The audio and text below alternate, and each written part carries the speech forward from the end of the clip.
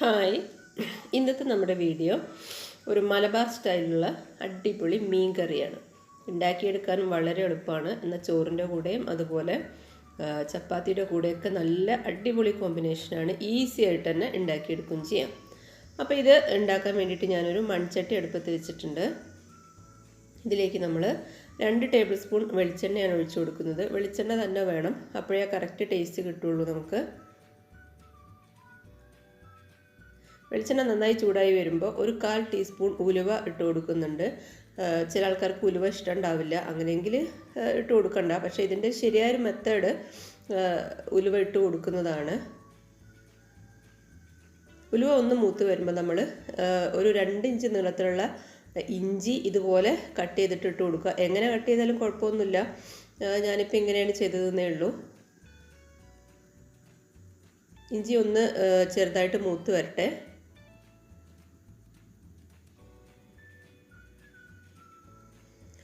ഇതിലേക്ക് നമ്മളൊരു 10 ചുവന്നുള്ളി അരിഞ്ഞതാണ് ഇട്ട് കൊടുക്കുന്നത്. സാധാരണ പോലെ അരിഞ്ഞാൽ മതി, നമ്മൾ കറിയൊക്കെ വറവിടാൻ വേണ്ടിയിട്ട് അരിയില്ല, അതുപോലെ അരിഞ്ഞു കൊടുക്കുക. ഏകദേശം അളവ് നോക്കുകയാണെങ്കിൽ ഏകദേശം ഒരു 1/4 കപ്പിലേറെ ഉണ്ടാവും. ഒരു 10 എണ്ണം എടുത്താൽ മതി. ഇനിയിപ്പോൾ ചുവന്നുള്ളി കുറച്ച് കുറഞ്ഞു പോയാലും കുഴപ്പമില്ല കേട്ടോ, 5 എണ്ണോ 6 എണ്ണോ ഒക്കെ ആയാലും കുഴപ്പമൊന്നുമില്ല. അതൊന്ന് വാടി വരുന്ന സമയത്ത് നമ്മൾ പച്ചമുളക് അരിഞ്ഞതാണ് ഇട്ട് കൊടുക്കുന്നത്. ഞാനിപ്പോൾ 3 പച്ചമുളക് എടുത്തിട്ടുണ്ട്. 1/2 കിലോ മീനാണ് ഞാൻ കറി വയ്ക്കുന്നത്. അതിലേക്ക് 3 പച്ചമുളക് എടുത്തു. പിന്നെ മുളക് പൊടിയായാലും മുളകായാലും ഒക്കെ നമ്മുടെ ഇഷ്ടത്തിനനുസരിച്ച് എടുക്കാം. കാരണം എരിവിൻ്റെ അളവനുസരിച്ച് ചിലർക്ക് എരിവ് കുറയ്ക്കണം തോന്നുകയാണെങ്കിൽ മുളകിൻ്റെ അളവും കുറയ്ക്കാം. നന്നായിട്ടൊന്ന് വഴറ്റിയെടുക്കുക. ചുവന്നുള്ളിയൊക്കെ അത്യാവശ്യം നന്നായിട്ടൊന്ന് വഴന്ന് വരണം, അല്ലെങ്കിൽ കറിക്കൊരു മധുരം പോലെ ഫീൽ ചെയ്യും. ഇപ്പോൾ അത്യാവശ്യം നന്നായിട്ട് തന്നെ ഒന്ന് കളറൊക്കെ മാറി വന്നിട്ടുണ്ട്. ഈ സമയത്ത് നമ്മൾ ഒരു വലിയ തക്കാളി, നന്നായിട്ട് പഴുത്തൊരു തക്കാളി ചെറുതായിട്ട് അരിഞ്ഞിട്ട് ഇട്ട് കൊടുക്കുന്നുണ്ട്. തീരെ ചെറിയ തക്കാളിയാണെന്നുണ്ടെങ്കിൽ 2 എണ്ണമൊക്കെ ഇട്ട് കൊടുക്കാം. ഇത് ഇത്തിരി വലുതാണ്, അപ്പോൾ ഒരെണ്ണം എടുത്തിട്ടുള്ളൂ. മാത്രമല്ല നമ്മളിനി പുളി ഒഴിക്കുകയും ചെയ്യും. പക്ഷേ തക്കാളി ഇടാതിരിക്കരുത്, തക്കാളി മസ്റ്റായിട്ട് വേണം.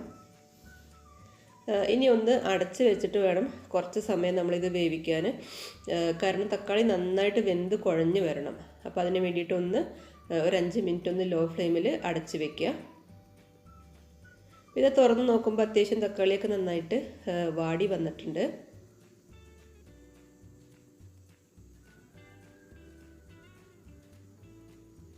ഇനി ഇതിലേക്ക് നമ്മൾ മുളക് പൊടി ഇട്ട് കൊടുക്കുകയാണ്. ഞാനിപ്പോൾ 2 ടീസ്പൂൺ മുളക് പൊടിയാണ് ഇട്ട് കൊടുത്തത്.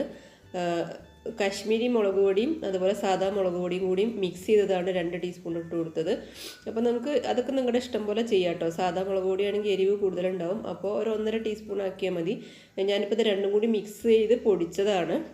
പകുതി സാധാ മുളക് പൊടി, പകുതി കാശ്മീരി മുളക് പൊടിയാണ്. അപ്പോൾ എരിവിനനുസരിച്ച് ഇട്ട് കൊടുക്കുക. നന്നായിട്ടൊന്ന് വഴറ്റിയതിന് ശേഷം 1/4 ടീസ്പൂൺ മഞ്ഞൾപ്പൊടി ഇട്ട് കൊടുത്തിട്ടുണ്ട്. പൊടികളുടെയൊക്കെ റോ ടേസ്റ്റ് മാറത്തക്ക രീതിയിൽ നമ്മൾ നന്നായിട്ടൊന്ന് വഴറ്റിയെടുക്കണം. അപ്പോൾ മുളക് പൊടി നന്നായിട്ടൊന്ന് വഴറ്റിയതിന് ശേഷം ആണ് മഞ്ഞൾപ്പൊടി ഇട്ട് കൊടുത്തത്.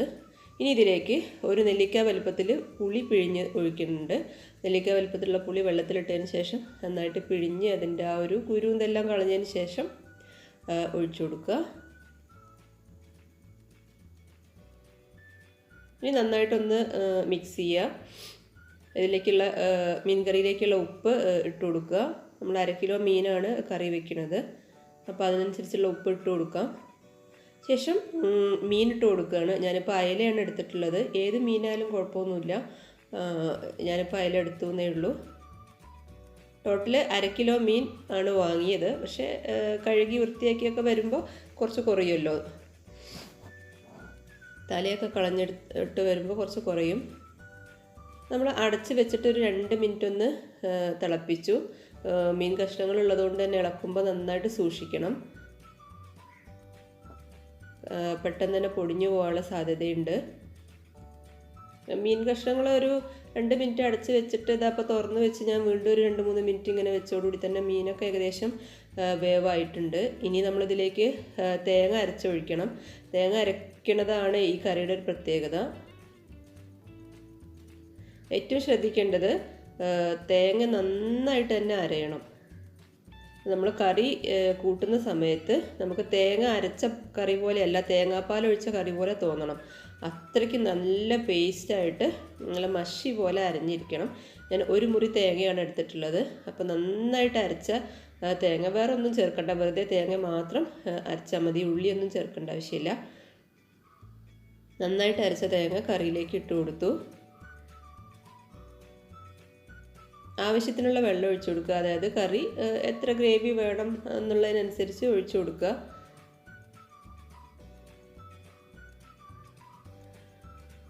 ഇനി ഒന്ന് മിക്സ് ചെയ്തിട്ട് തിളപ്പിച്ചെടുക്കണം. നമ്മൾ പ്രത്യേകം ശ്രദ്ധിക്കേണ്ടത്, നമ്മൾ മീൻ കറി ഇങ്ങനെ വല്ലാതെ അങ്ങ് ഇളക്കാൻ പറ്റില്ലല്ലോ, അപ്പോൾ സൂക്ഷിച്ച് തന്നെ വേണം ഇളക്കാൻ. 1-2 ഇൻഗ്രീഡിയൻസും കൂടി ഇതിൽ ചേർക്കാനുണ്ട്, കഴിഞ്ഞിട്ടില്ല. സാധാരണ നമ്മൾ കറികളൊക്കെ തേങ്ങ അരച്ചൊഴിച്ച് കഴിഞ്ഞാൽ പിന്നെ കറിയുടെ ആ പ്രൊസീജിയർ കഴിയും, പക്ഷേ കഴിഞ്ഞില്ല. തിളക്കട്ടെ. ഇപ്പോൾ അത്യാവശ്യം കുറച്ചൊന്ന് ലൂസായിട്ടാണ് ഇരിക്കുന്നത്, പക്ഷേ നമ്മൾ കറി കഴിക്കാൻ എടുക്കുമ്പോഴേക്കും ഒന്നുകൂടി തിക്കാവും. പ്രത്യേകിച്ച് മൺചട്ടിയിലും കൂടിയാണല്ലോ വെച്ചത്, അതുകൊണ്ട് തന്നെ ഒന്നുകൂടി തിക്കാവാൻ സാധ്യതയുണ്ട്. അതുകൊണ്ടാണ് കുറച്ച് ലൂസാക്കി കുറച്ചധികം വെള്ളം കൂടുതൽ ഒഴിച്ചു കൊടുത്തത്. അതുകൊണ്ടാണ്.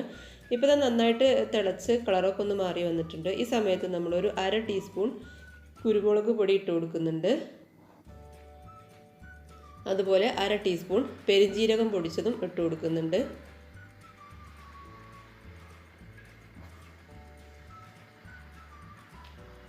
രണ്ടും ഇട്ട് കൊടുത്തതിന് ശേഷം നന്നായിട്ടൊന്ന് വീണ്ടും മിക്സ് ചെയ്തെടുക്കുക.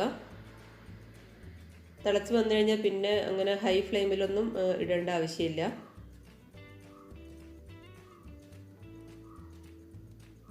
ഇപ്പോൾ ഇതാ കറി ഏകദേശം റെഡി ആയിട്ടുണ്ട്. ഇനി ഇതിലേക്കൊന്ന് താളിച്ചൊഴിക്കേണ്ട ഒരു പണിയും കൂടിയേ ഉള്ളൂ. അപ്പോൾ ഞാൻ പാൻ അടുപ്പത്ത് വെച്ചിട്ടുണ്ട്. ഒരു ടേബിൾ സ്പൂൺ വെളിച്ചെണ്ണ ഒഴിച്ചു കൊടുത്തു. അതിലേക്ക് 4-5 ചുവന്നുള്ളി ഇതുപോലെ അരിഞ്ഞത് ഇട്ട് കൊടുക്കുകയാണ്. സാധാരണ നമ്മൾ കറി വറവിടുന്ന പോലെ തന്നെ. അപ്പോൾ എൻ്റെ അടുത്ത് കറിവേപ്പില ഇല്ലാത്തത് കൊണ്ട് ഞാൻ കറിവേപ്പില ഇടുന്നില്ല.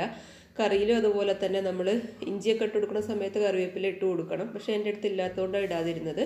അപ്പോൾ ഇവിടെ അങ്ങനെ തന്നെ. അപ്പോൾ നിങ്ങളുടെ അടുത്ത് ഉണ്ടെങ്കിൽ ഇട്ട് കൊടുക്കുക. നമ്മൾ ഉള്ളി മൂപ്പിച്ച് കറിയിലേക്ക് ഒഴിച്ചു കഴിഞ്ഞു. എന്നിട്ടൊന്ന് അടച്ച് വെച്ചിട്ട് പിന്നെ 1 മണിക്കൂർ സമയത്തേക്ക് തുറക്കരുത്. 1 മണിക്കൂർ സമയം കഴിഞ്ഞ് തുറക്കുമ്പോഴുള്ള അവസ്ഥ ഇതാണ്. നല്ല കിഡ്ലൻ മീൻകറിയാണ് കേട്ടോ. നമുക്ക് കാണുമ്പോൾ തന്നെ മനസ്സിലാവും, അടിപൊളി മീൻകറിയാണ്. മാത്രമല്ല നേരത്തെക്കാൾ ഒന്നുകൂടി കുറുകി വന്നിട്ടുണ്ട്, വെള്ളമൊക്കെ കുറഞ്ഞ് ഒന്ന് തിക്കായി വന്നിട്ടുണ്ട്. അപ്പോൾ എല്ലാവരും തന്നെ ട്രൈ ചെയ്ത് നോക്കുക. വീഡിയോ ഇഷ്ടമായി കഴിഞ്ഞാൽ ചാനലൊന്ന് സബ്സ്ക്രൈബ് ചെയ്യുക, ലൈക്ക് ചെയ്യുക, കമൻറ്റ് ചെയ്യുക. Thank you.